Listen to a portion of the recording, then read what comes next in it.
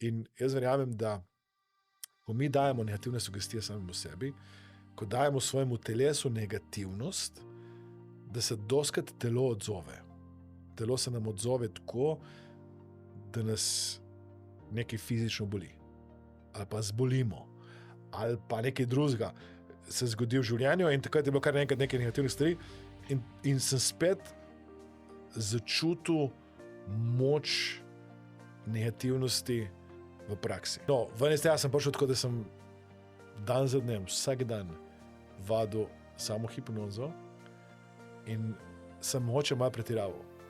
In to je moj doskrat nasvet ljudem. Res eno močno dozo plusa, da sliši tudi v hipnozi večkrat, da je lepa takšna, ko je. To je takšna, kot si dovolj dobra. Takšna, kot si lepa. Takšna, kot si sprijeta.